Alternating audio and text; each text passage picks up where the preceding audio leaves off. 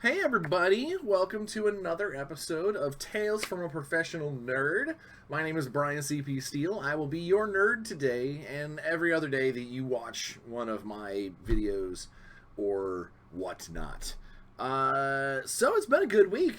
Didn't start off so great. Almost thought I had the Rona. I thought I had picked up the nasty virus that is going around because this week I lost like 3 days to just laying around and sleeping and sweating and being achy and sad is awful, awful, awful. And for for a freelancer like me, every minute that I can't work when I'm supposed to be is like needles under the fingernails. I had to tell one of my employers that I had to miss a meeting because I didn't have anything to show them. I One of my painting commission clients. Sadly, I didn't get anything done on that. It was a rough couple of days, but the good news, obviously, is that you'll note by my cheerful disposition and lack of dying that I highly doubt that it was the COVID-19 because I beat it in like 3 days. And I'm not in the greatest of shape. I got a pretty good metabolism when it comes to or not metabolism, immune system when it comes to getting sick. I don't get sick very often. And when I do, it's normally pretty fast. I normally burn through it pretty quick. But I highly doubt that Monsieur 19 would be this easy to shrug off with a bunch of NyQuil, ibuprofen, and sleep. So whatever it was, I got through it. I passed it. Got through the situation, and now I'm back at 120%. It set me back a little bit on a couple of projects, so I'm feeling it. Uh, let's go ahead and I guess I'm already in the weekend, Brian. It's been a good week on lots of different fronts other than being sick. Um, I had to pass on a project being offered to me because I just didn't have the time. It would have been a cool project, and the person offering it me has offering it me. The person offering it to me said that if the deadlines shift and if timing becomes further out, he'll ring my bell again to see if I am able at the time if I can cross a few things off my list. So that's always cool. It's always nice as a freelancer to be wanted for a project, to be specifically wanted for a project. Um, Especially enough that they're like, hey, if our deadlines shift, we still want you. So that's cool. Let's see what else. Got still slugging away on the novel. Working on the novel. Working on wrapped up my first set of stuff for the Book of Monstrous Might. That's a Kickstarter right now. Which is shaping up to be a hell of a book. And if you're into D&D or fantasy, check it out. I'll make sure to put the thing in the address in the description, in the description of the video. Let's see what else. This upcoming Sunday, I am going to be interviewed by the Warzone Chronicle, which is a YouTube channel dedicated to the Warzone miniatures game and Mutant Chronicles universe. Because I'm headlining that miniatures game project. They reached out to me and asked, what would be a good time. They're based out of Spain, so we had to work on some timing, but we got it together, and this upcoming Sunday we're going to chit chat for a while, answer some questions, talk about some cool stuff. And I will obviously next week when I have the actual link as to, or when they put it out. I don't think it's going to be live. But when they put it out and I have a link, I'll put it in the following Tales episode. So you guys can check that out. If you follow me on Twitter and Instagram and TikTok and all that stuff, I'm sure I'm going to be talking about that as well. So I'll post it all over the place because I want to give these guys some loving too. I think that would be a good all around thing to do.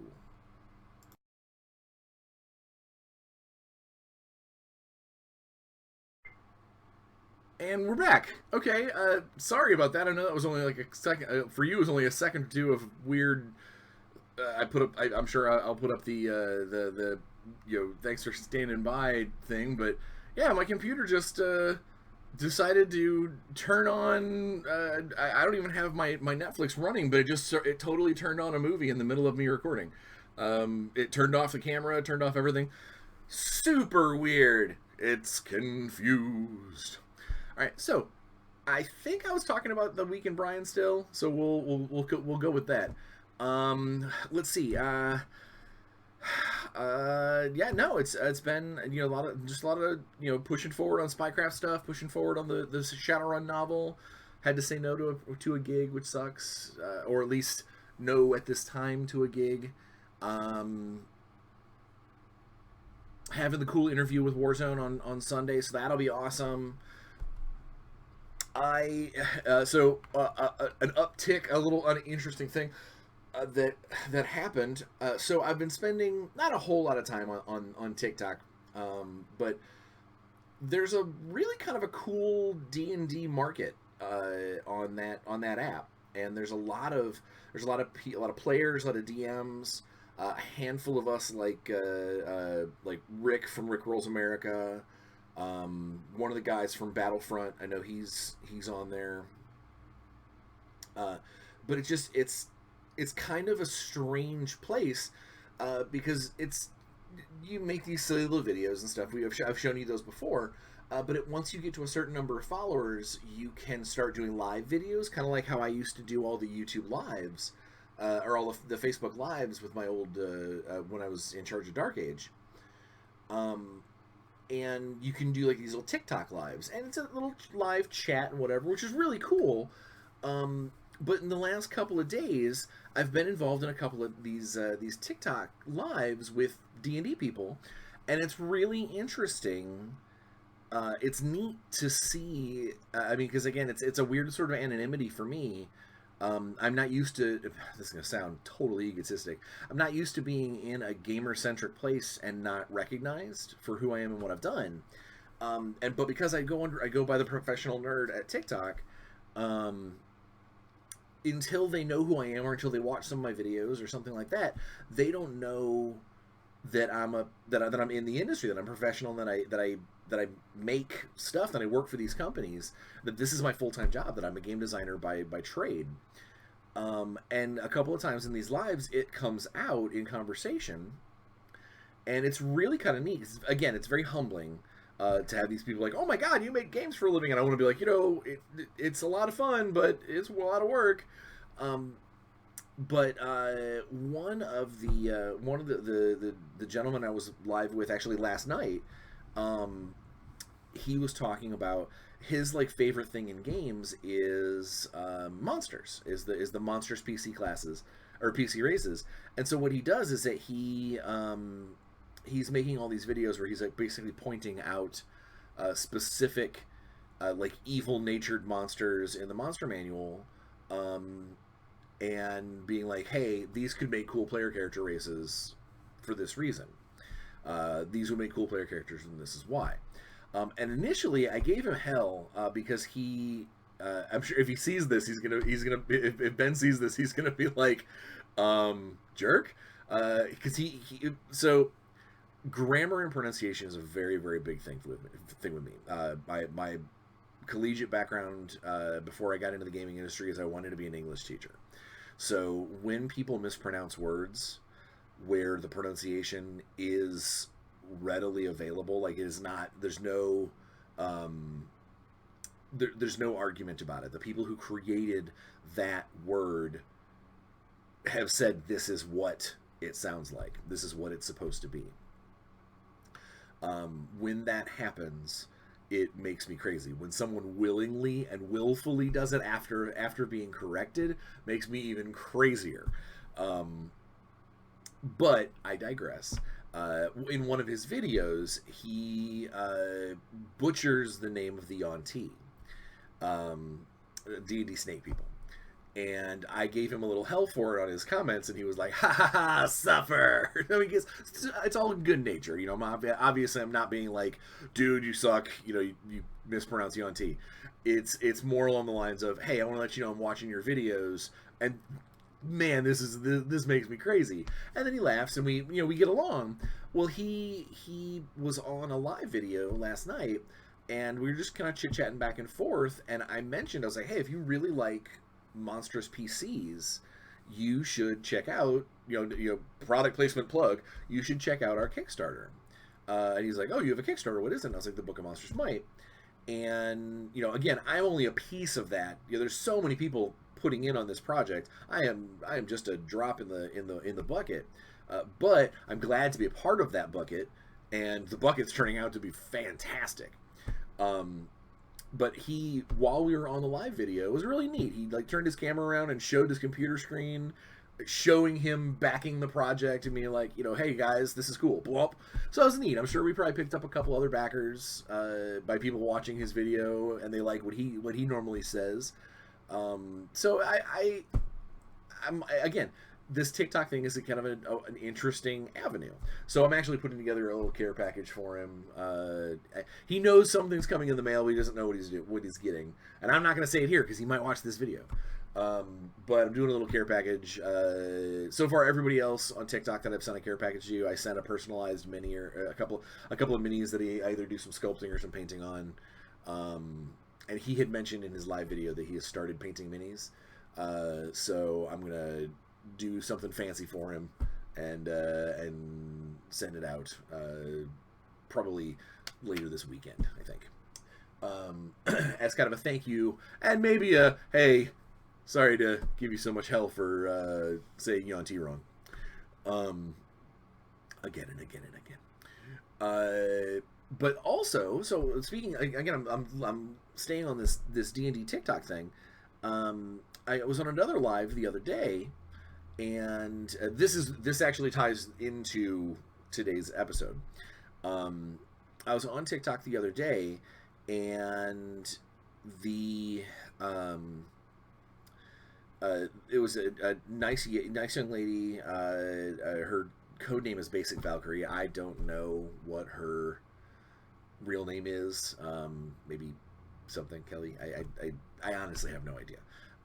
But regardless, it was a really cool live, and at some point during the live, someone brought up the fact that they want to use it all stemmed from a single phrase. Someone's like, "I want to use prestidigitation as a spell to throw pounds of glitter everywhere as a bard, basically to be the most fabulous bard in the world, and just throw glitter at their enemies." And for most of us, we all know that glitter is the herpes of the craft world. Once you get it on you, can't get it off. It gets everywhere you never want it to be. If you've got 5 crafts at the table going and one of them's using glitter, you have 5 crafts using glitter. It's this sort of thing, and it became this spiral. Well, me personally, I despise glitter. I hate it. I hate that it exists. I hate that they've had to create organic versions because animals eat the stuff. That they've had to use that they use smooth edge platelet glitter in gel form called shimmer. Whatever. I hate it. I think glitter's awful. But I like the idea of someone of a character, role-playing game character, having glitter-based powers, which initially, again, it all started as a joke. There was a bunch of us on this thread, or on this live stream, just basically making jokes, and somewhere along the lines, someone had said, someone made a reference to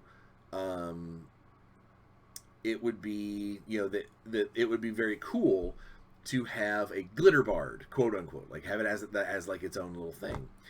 And it got me thinking. I don't know if it was because it was late at night, or because I'm in the middle of doing a bunch of design stuff for alternate class paths,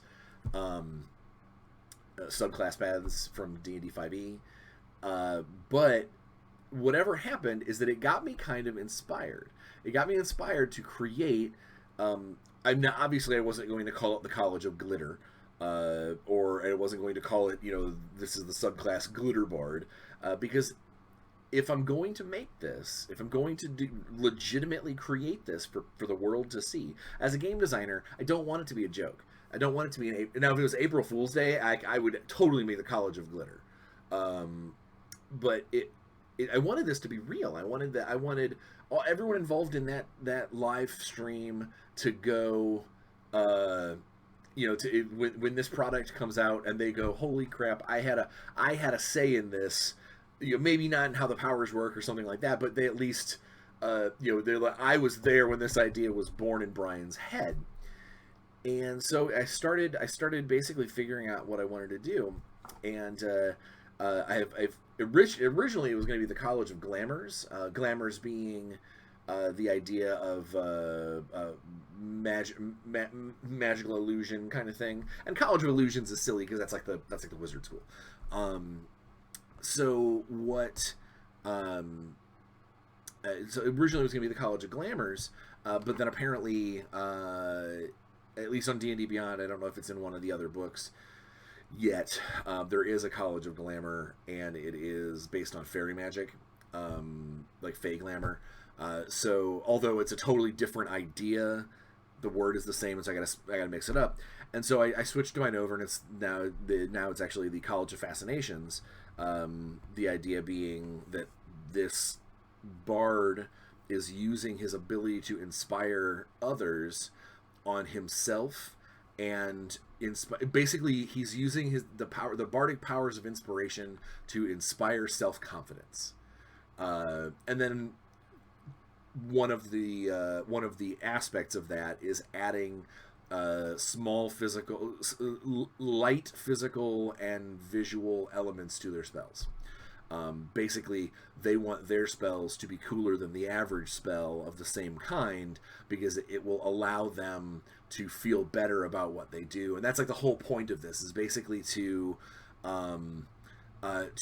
be fascinating, to be unique, and that's what this college teaches, is to be awesome through your unique fascination, and to help others be awesome through their own unique fascinations. And so I started creating this, and I'm working on the details and everything. But again, it's only my spare time because I've got all this other stuff that I have to do for my regular gig. But it occurred to me that it is gelling. It's coming together. And so what I did is I made a call out for artists. And I'm doing the same thing here. I'm going to put my email address in the description of the video, and if you want to put it in a comment, if you are a good graphic, and I say good as in I still want to see your portfolios and stuff. I don't have a lot of money to spend, and it'll probably come in increments as pieces get done. But I need artists to do roughly about 14 pieces of art, pieces of like D&D concept art. Where like if you here, I'm gonna grab a book.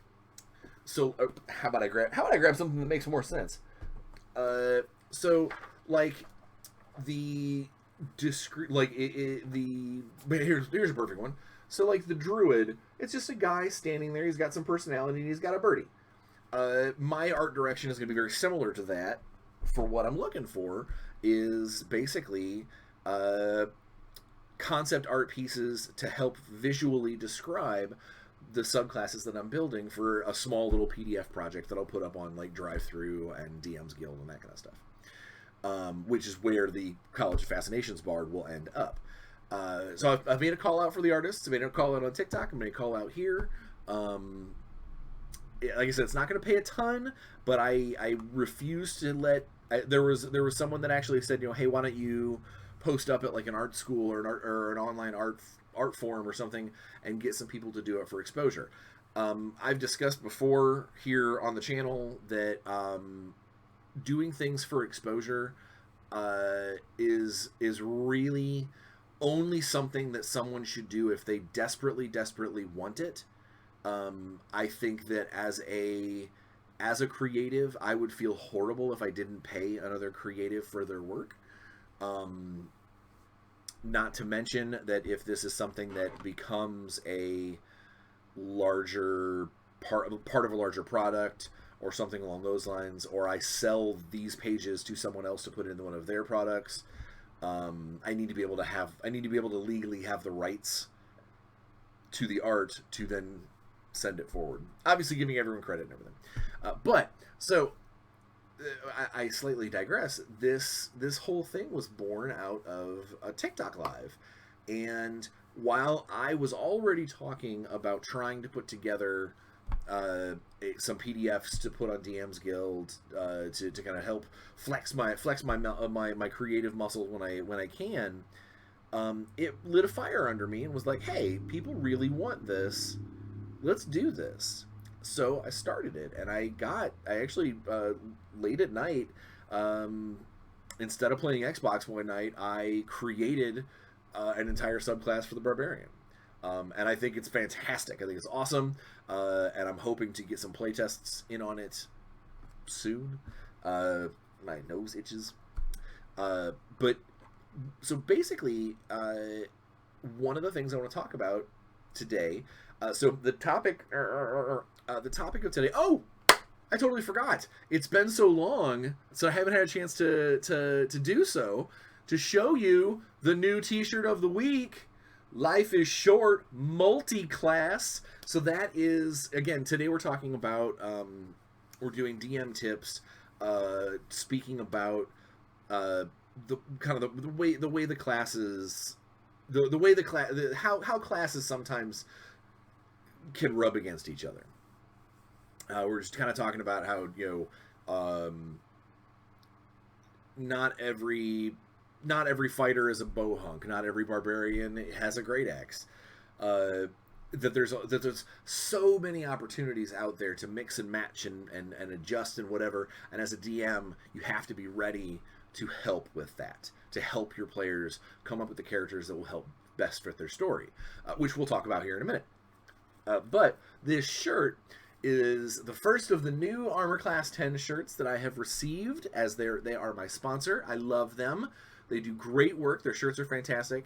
I love this shirt, Life is Short multi-class, because it really only goes back to like some of the originals. It's got the book for the cleric, the sword for the fighter, the axe for the barbarian, and the staff for like the wizard. It doesn't even have like a thief on there. It doesn't even have paladins or anything like that. It's just boom, here's your basic four. And it's a cool I think it's a cool shirt because me personally, I generally don't multi-class with D&D characters. I think that climbing the same ladder to get all of the cool benefits, all the cool benefits of the thing in my ladder is what I want to do. So I very rarely mix and match and stuff, especially now that there are so many cool subclasses out there where you can start. If you really want to be a fighter that casts a couple of spells, Eldritch Knight. If you really want to be a rogue that has a little bit of magical help on the back end, Arcane Trickster. So there's, if you want to be a monk that is as sly and sneaky as a ninja, Way of the Shadow. So there's all these different things out there that exist. You don't have to necessarily go, okay, monk into rogue, so I can get all those hidey skills. That's kind of what my mentality is. But I like the idea behind the shirt. Is from a D&D perspective, is you never know when you're gonna die. If you want to be part wizard, be part wizard. But yeah, so this is an Armor Class 10 shirt. Love those guys. If you are going to order anything from Armor Class 10, which you should, please use the discount code I'm going to put it up here. TFAPN, just like that. Which, unsurprisingly, the TFAPN is Tales from a Professional Nerd.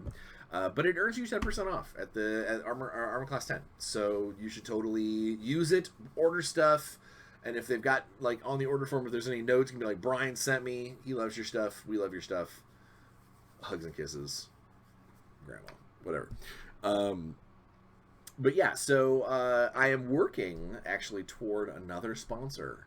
I've done enough stuff in the hobby rig that one of my, I can't get into it, but one of the companies that I have used some of their products on screen, they are currently mulling over whether or not they want to officially support the channel. So that'd be cool.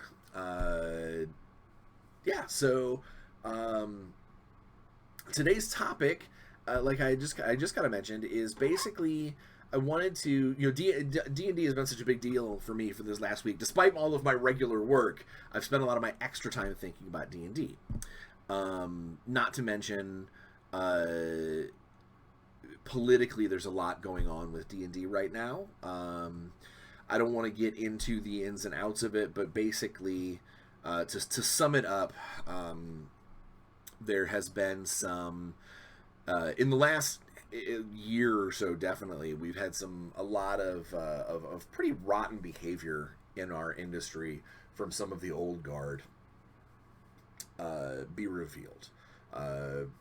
Whether it was through like the Me Too movement or the ICU movement, a lot of Hey, I Stand With You has come about and shown that there's a lot of ugliness in our industry, and I know that there's a lot of ugliness in every industry, but there's a lot of very chauvinist behavior, very male centric, my way or the highway kind of stuff, and it even gets darker and uglier under the surface of some things.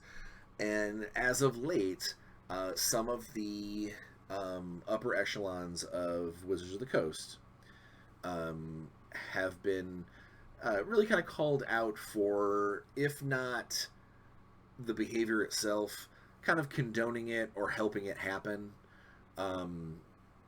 I don't know. Me personally, I can't really take a stance. I mean, I take a stance against bad behavior. Being to pardon my language, being an asshole, I'm against. Treating women badly, I'm against.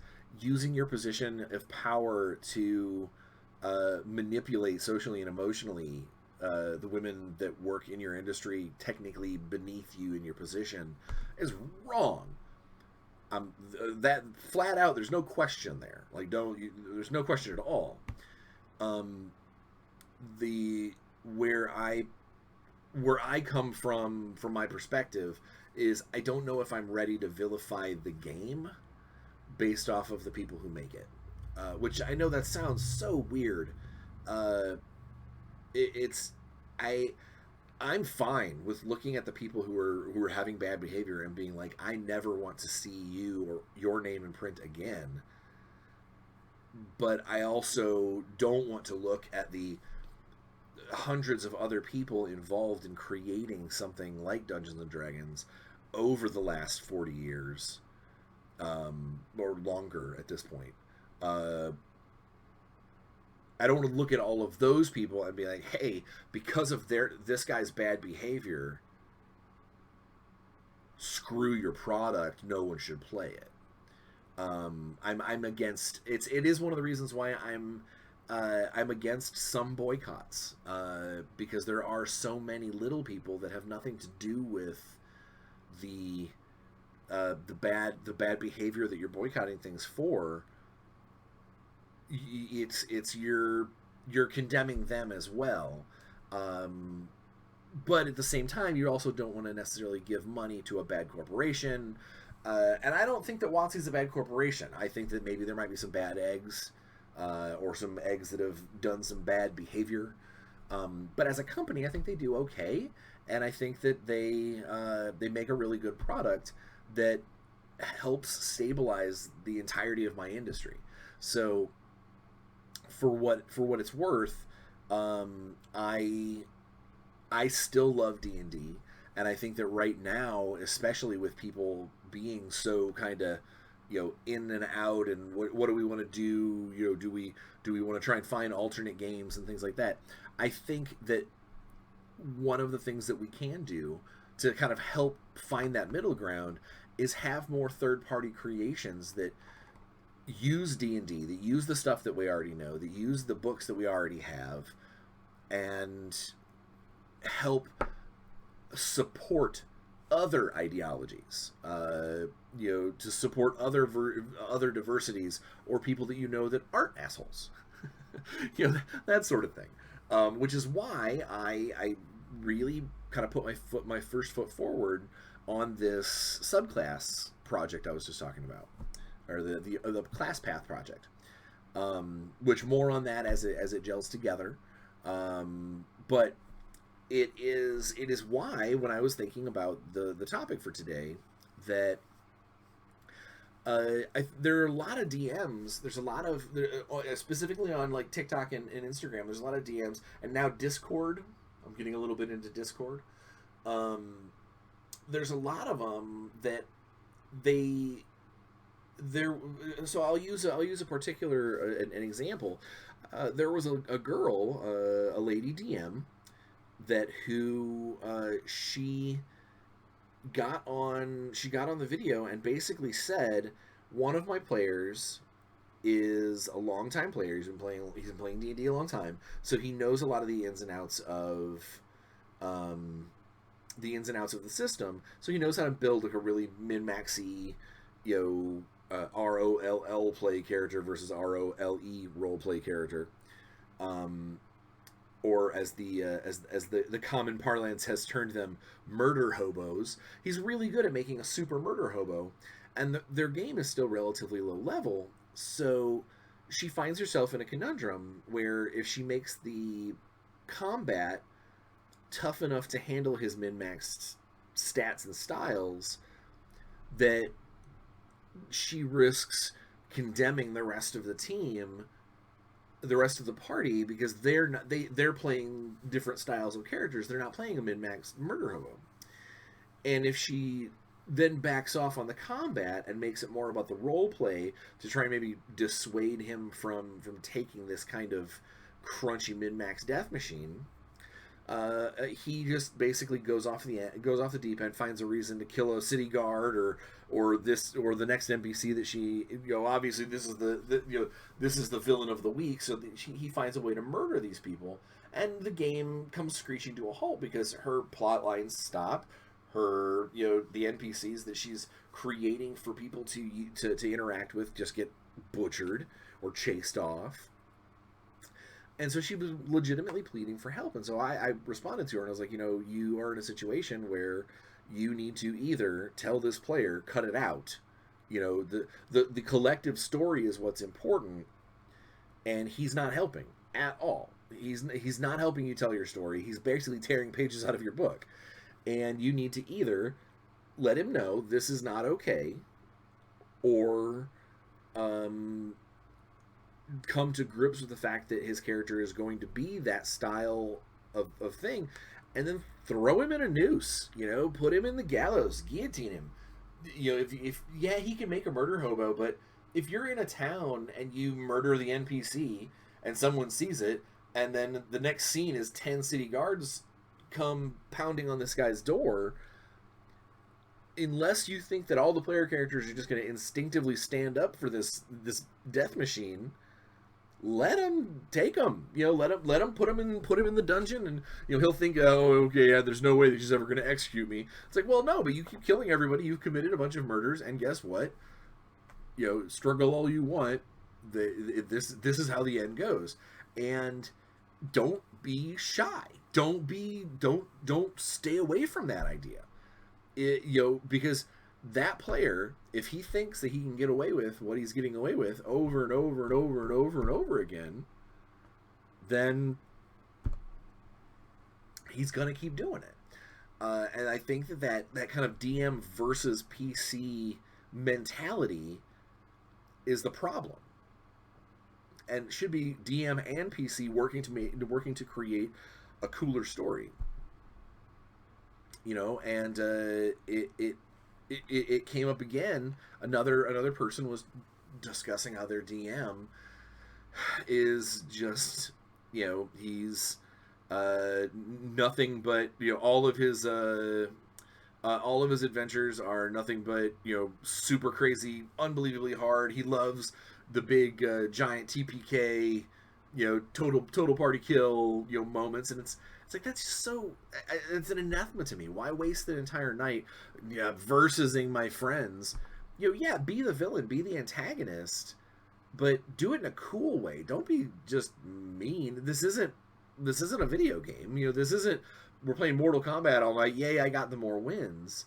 It's not about winning, it's about having a good time. And if your players aren't having a good time because you just keep murdering them, obviously something is going to, eventually it's going to come to a head. And so what I told her is, I was like, what you need to do is you need to make terrible characters. Just awful characters. Like, make the halfling barbarian with the 8 strength. Make the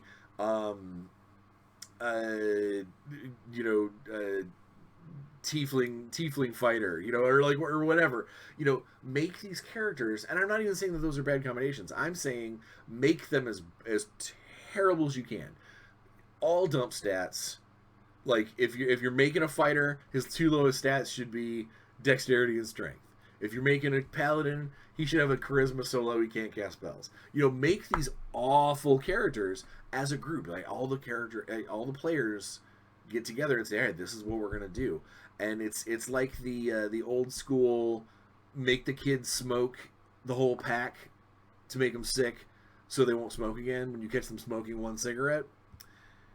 This is the same idea. You catch the guy being a jerk DM and just murdering people wholesale, and so you just start throwing him guys to murder. Never stop. Do dumb things. Overpay for the hotel room. Be like, here you go, take 50 gold. And he's like, what for? Because I like your face. Basically show him that you guys aren't having fun the way he's doing it, and you're going to find a way to make your own fun. And in this case, it's the Keystone Cops party of losers method.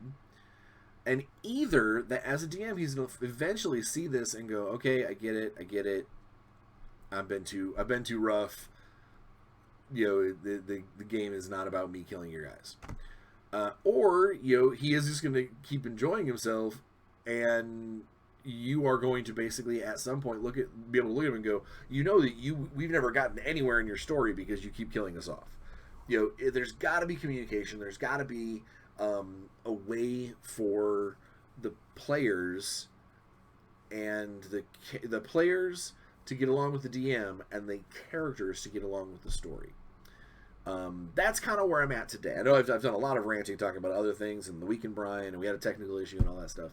But basically, what today's topic is about is the ability to create characters in line with the story and the DM, and like what the DM needs, without looking at your DM and going, hey, what do we need for the party? Because that's also not realistic, in my opinion, is making the perfect party of, well, we got to have a healer, and we've got to have a fighter, we got to have I hate using video game terminology and role-playings, got to have a tank, got to have a damage over time, whatever. I hate that mentality of, got to have the perfect party before we go out, because that's not realistic.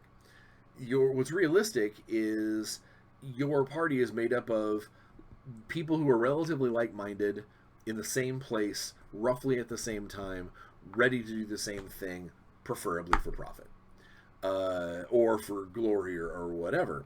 And what that means is you might end up having a group with 2 or 3 fighters, a barbarian, maybe only 1 cleric. You might have bards galore, whatever. When a game starts, But then, like the multi-classing shirt, it allows those players to adjust themselves based off of the story, based off of the narrative, based off of other characters. One thing that I have always, speaking of multi-classing, one of the things that I've always enforced in my games, my D&D games, is you can't multi-class another into another class unless someone is teaching you or you have a legitimate reason why that might happen. Like, for instance, a Dragonborn that decides he's a Dragonborn fighter, and around like level 5 he goes, hey, I wouldn't mind taking some levels of sorcerer. And you go, all right, why? Who's teaching you how to be a sorcerer? And you go, well, I'm going to choose the Draconic bloodline as my backing. Oh, well, you're a Dragonborn, so that makes perfect sense to me. One night you went to bed, you woke up, and, the little bits of dragon blood that are in you from over the millennia wake up a little bit and give you a little bit of power. I'm down with that. What I'm not down with is someone who is a gnomish cleric and one day looks at me and goes, I'm going to take a level in wizard. And you go, who's teaching you magic? And he goes, it doesn't say that I have to have a tutor. Well, in my games, you do, because it doesn't make any sense for you suddenly to have, a decade's worth of book learning awaken overnight in your head. It's just not okay. That's my opinion on that fact.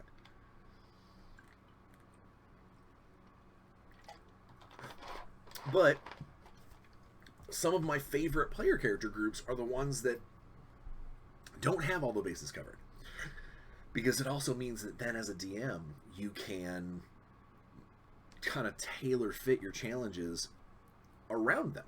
And that doesn't mean, again, I'm not trying to say excellent, they don't have a wizard, so do all of your immune to non-magical damage creatures, they'll never stop me. Because what's the fun in that? You're the DM. You control the narrative. You say whether or not the gods come down themselves and have a party. Just being mean to your players, there's no fun in that. But if there is, you're a sadist. Because you control everything. You may not control their die rolls, and you might not control their choices, but you sure as hell control everything they put in their hands. You might say, well, I didn't choose for them to buy this particular armor or get this in this background or whatever that. Well, that's true. But it's your choice to put a rust monster against them to get rid of all that crazy stuff. It's your choice to put them in a tavern with one of the best pickpockets in all the land to take away some of that stuff. You have that ability. So you can't look at me and say, my game has gotten out of hand. This is probably, I'm going to digress for a second. This is the one thing that I have heard that I simply do not understand. Is when someone who is a DM says, the game has gotten out of hand, I can't control my players anymore. There is zero reason why you should ever say that. As a dungeon master, as a games master, and this doesn't even go for DMs, or it doesn't even go for D&D. This goes for all role-playing games. If you're the one that controls the narrative, that controls the bad guys, that controls the story, that writes how much loot people get, writes whether or not getting some of that loot is cursed, you have all of this stuff from behind the curtain. If that's the case, then it's your fault that they got out of hand. If you can't control them, it isn't that they're uncontrollable, it's that you are letting them walk all over you. You're letting them do these things. And I'm not saying that you should be the kind of DM that's like, yes, a boulder falls from the sky, take 10d8 damage and you're dead. No, but what I am saying is you should have control of your own game. And if the players are running rampant on you, you've let that happen. Because there's ways to fix it. Whether it's through magical means or an NPC that comes in. or a new villain that makes them reevaluate, some of their downtime. There's ways around making your game, making sure that your game is told to your narrative with the help of the player characters, because that's the thing. The player characters, it's their story. They are the protagonists of the story. They're the ones that are moving the plot along. But there wouldn't be a plot if it wasn't for the settings and the NPCs and the monsters and the challenges and all the stuff that you put in there. It wouldn't exist. So if it doesn't exist, then you have the total control over making sure that your game goes the way you want it to go. Bringing me to really kind of what I wanted to talk about is the whole mentality of DM versus player. I don't know when that started, and I know I've been guilty of it at times. Normally, from the point of view of a player, very rarely when I'm a game master do I think of myself as being versus the players. I might be rooting for the bad guy or for the monster or whatever at that moment, because it's heat of the moment, we're in the battle, I'm rolling for the monster, you're rolling for the heroes. I might be rooting for the heroes or rooting for the bad guy, and when I roll the occasional bad die, I might be like, oh god, that sucks. I hate when my bad guys flop. It isn't that I'm mad that my bad guy didn't kill you. It's more along the lines of, this is a moment in the narrative where the bad guy is supposed to shine and his dice rolls are less than stellar, and I'm the kind of person that refuses to fudge dice rolls for the sake of someone's ego or the sake of someone's game.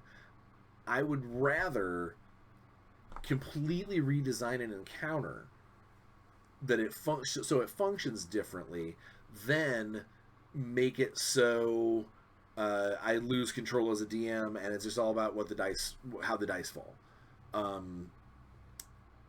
I mean, it is at the end of the day, it is still a role playing game, and there is still dice involved, and there is still decisions that might have consequences taken on both sides of the screen. But I firmly believe that a DM that quote unquote loses control of their game probably doesn't want to be running it anymore anyway, because otherwise they would probably they would care enough to get in there, figure out what you want to do, make it happen, rather than just sort of sit back and be like, all right, here we go, what happened now? Oh, lightning bolt. All right, lightning bolt. So, and I think one of the ways, as a DM and even as a player, that you can make it so it's not an us versus them situation is as a DM, work with your players to make each individual character part of the story. And that doesn't necessarily mean, the hero, the prince of the kingdom has to be a player character, or that very first magic sword you found, that's the god killer blade that we have now got to get up to the temple at the top of Mount Badassery. I'm not saying you got to be as heavy-handed as that.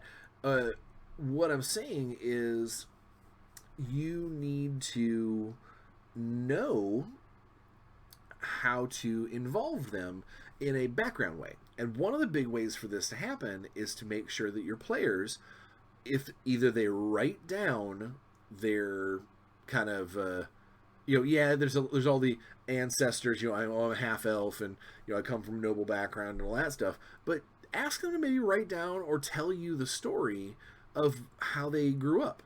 Where did they grow up? Was it, you took the proficiency herbalism kit. Why is that?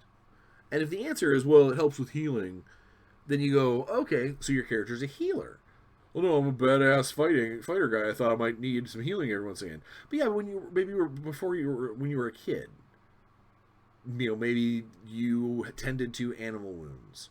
Maybe you uh, know what what the bad guy is doing on a grand scale, and you are adjusting yourself to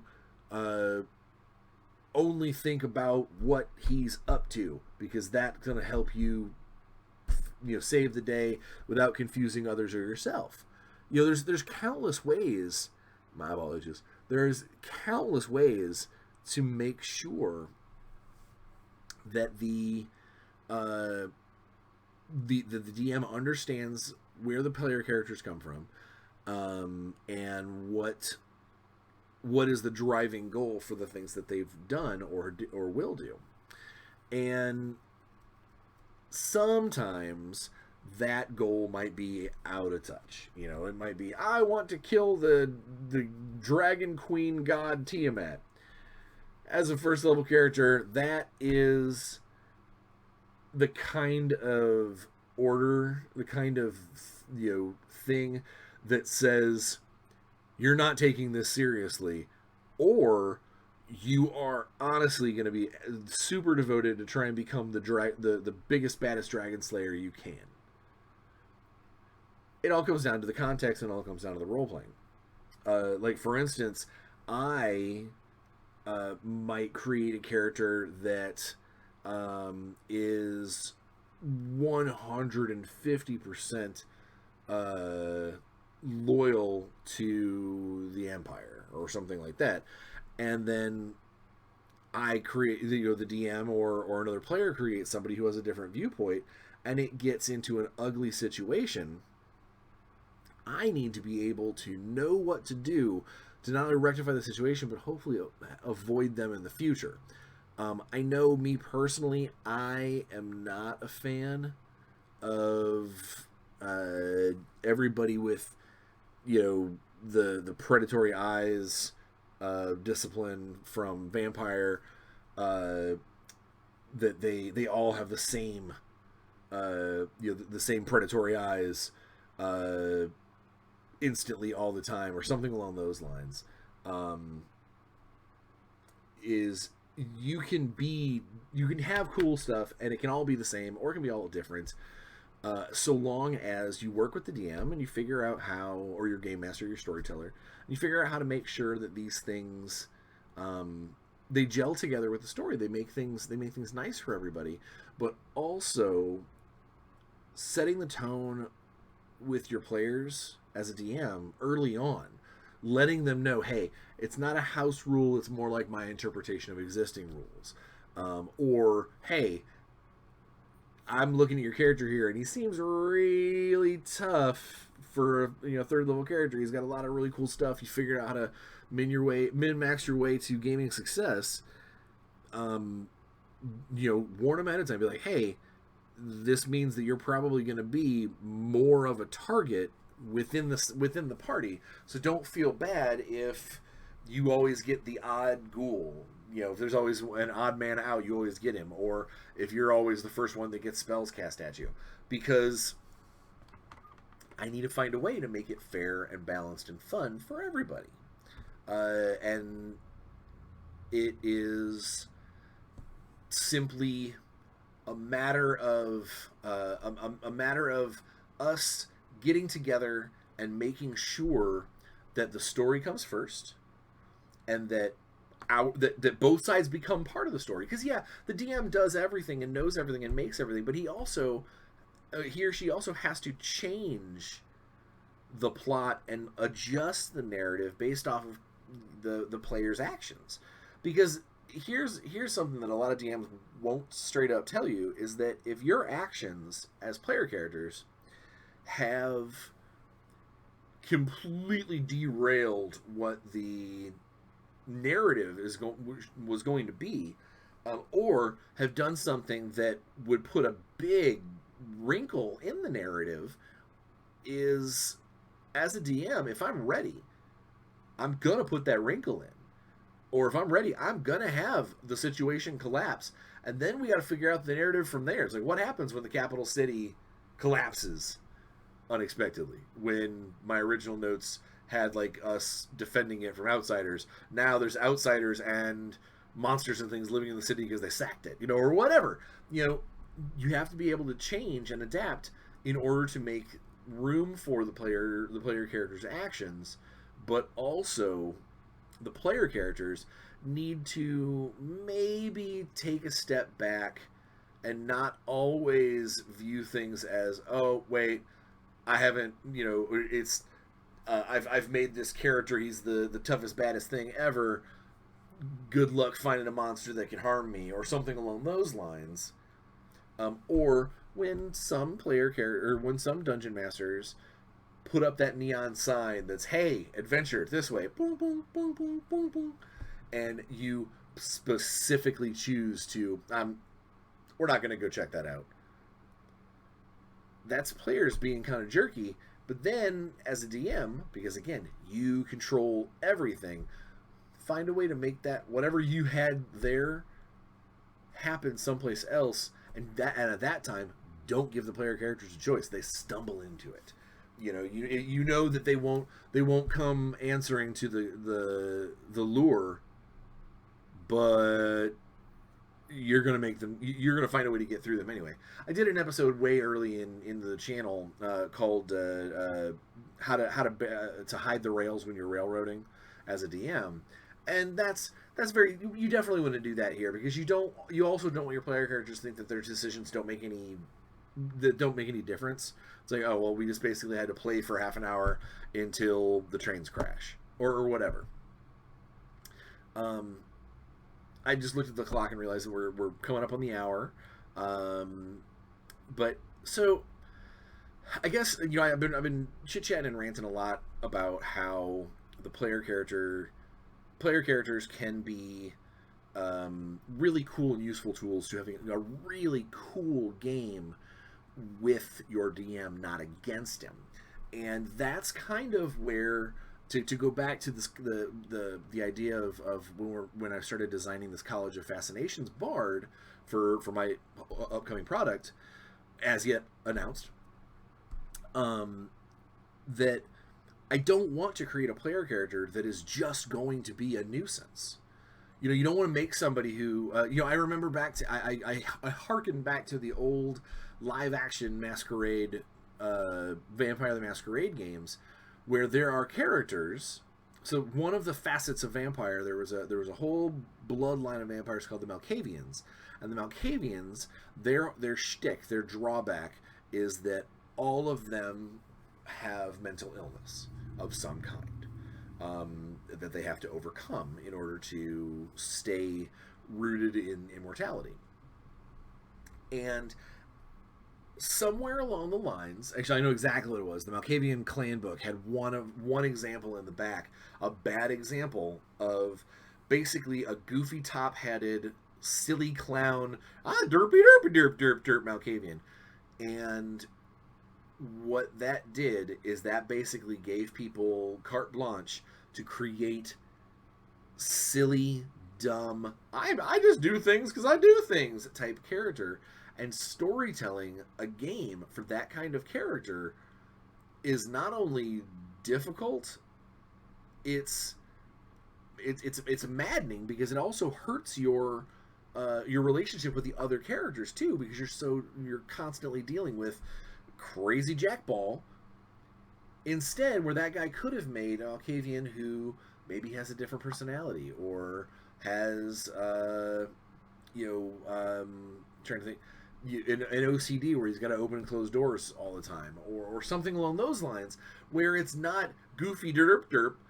It could possibly even be disturbing, but what it doesn't do is it doesn't get in the way of what the storyteller wanted to do. And I think that that's a big thing, because when we started talking about that glitter bard on the TikTok channel, my brain was immediately going, okay, well, how can we make this into something that people actually want to play? Like give them cool benefits, that sort of thing, that fits into this narrative of this kind of too fabulous for words, magic using a ball of self-esteem, and still keep the concept of glitter bard. Because my problem is I don't want someone to take this college fascinations and go, okay, cool, this is the glitter bard. Excuse me. And the glitter bard's just goofy. And then every time you hear anything about a fascinations bard, all they ever talk about is, oh, he adds glitter to all of his spells. He's so shiny that he gives everybody else advantage on their stealth rolls, which is a legitimate thing. Of one of the things I want to do is basically have the fascination bard be able to grant other people bonuses, not sometimes grant other people bonuses based off of how he dolls them up, but then also be able to grant people bonuses to certain other things based off of his persona, whatever. Again, it's gonna be super fun. It's gonna be super cool. But I want that to be something that people want to play, not as a joke all of the time.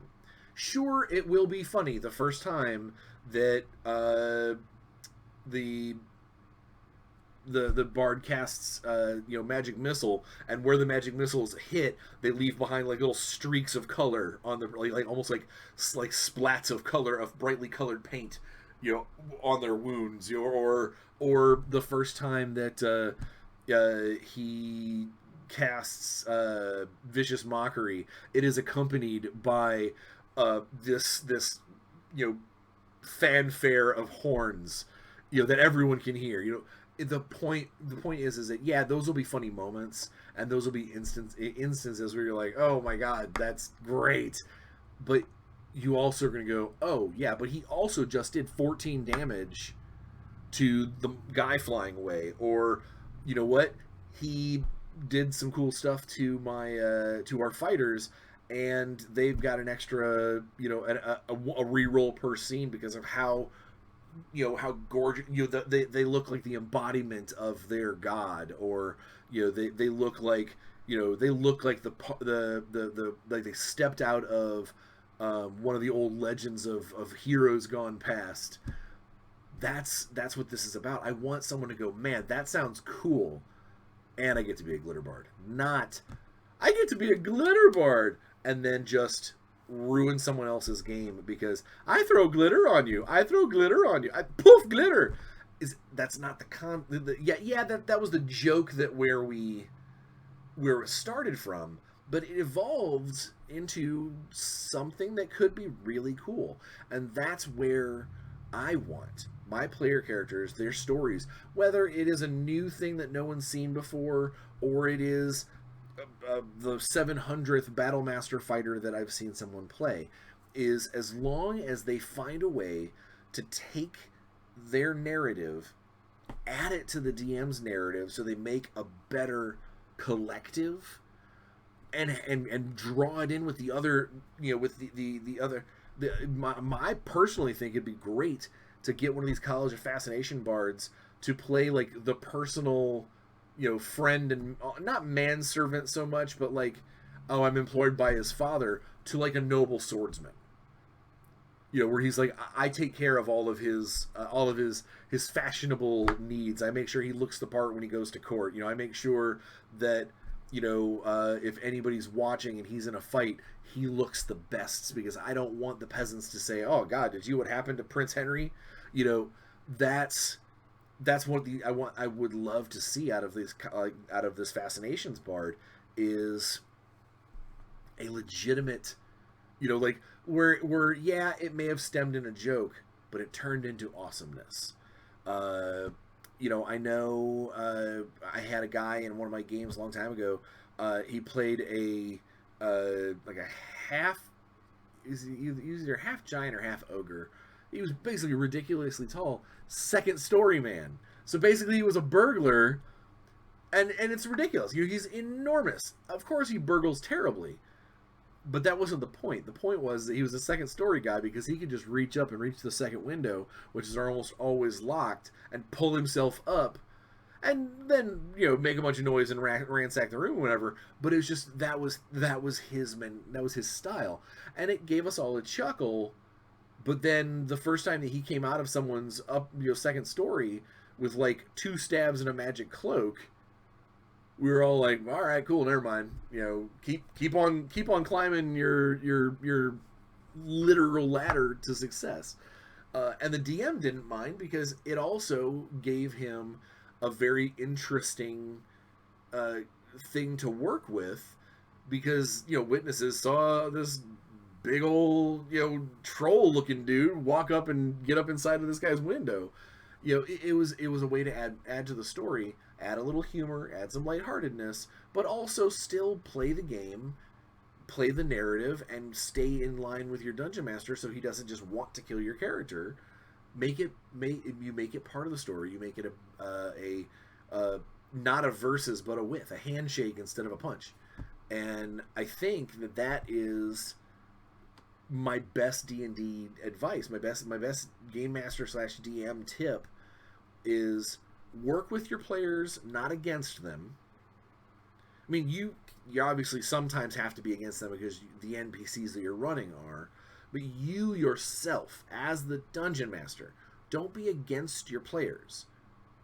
Encourage them to do cool stuff, encourage them to become part of the plot, and then when your bad guys come out, that's when you go, okay, this guy is who's going to help me get out some of my frustrations and some of that ugliness, but also this is going to be 10 times more, make more sense than I just got this cool power and then and this devil jumps out of the grasses behind me. That seems really silly and very sudden. It's all about building the narrative. It's all about making the game more together. Whether you do voices, whatever. That's all. Side to side doesn't matter. My point is, player characters should feel like they can talk to their DMs and get not necessarily advice, but basically talk to DMs about situations, feel them out, that sort of thing. And DMs should definitely feel like they are helping the player characters tell this collective narrative, sometimes poking them with a monster or two to make it happen. So I know I've ranted a lot today, and I know I did a lot of stuff talking about the Week in Brian and whatever, but I think it's been a fun episode. I'm hoping that I know this weekend I've got not one but two. I've got the interview, but I've got two different role-playing things that I'm going to get to do over Zoom.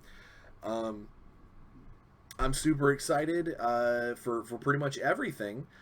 If you are a good concept artist and you don't mind making some low money helping me out to get this this D&D class path book off the ground, hit me up either as a comment or email me, and we'll see if we can't get this legitimately going and give us more stuff to talk about here on the channel, because I think that'll be a lot of fun. So, as it is, it's a pretty hot day out.